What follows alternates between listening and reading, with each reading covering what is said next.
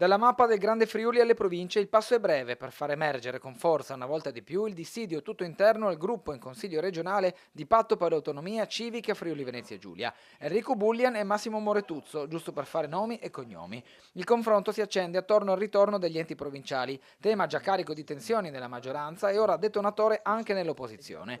Bullian ha inquadrato la riforma come un passaggio necessario e non più rinviabile, criticando le incertezze del centrodestra su tempi e contenuti e indicando nella reintroduzione di province elettive uno strumento per colmare le difficoltà strutturali dei piccoli comuni.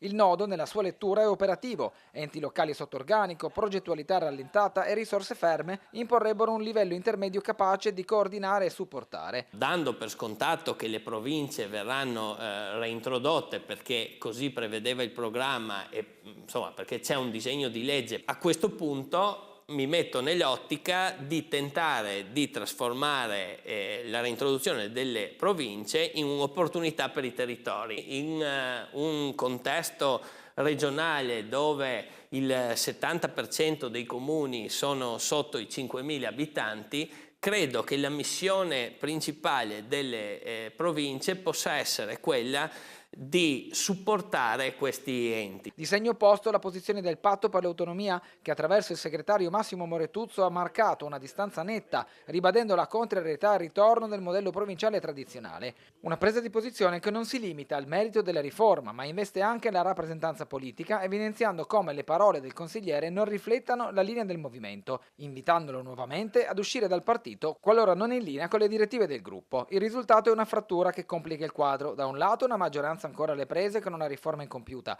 dall'altro una posizione divisa sul modello istituzionale, mentre sullo sfondo resta irrisolta la questione dell'efficienza amministrativa nei territori più fragili.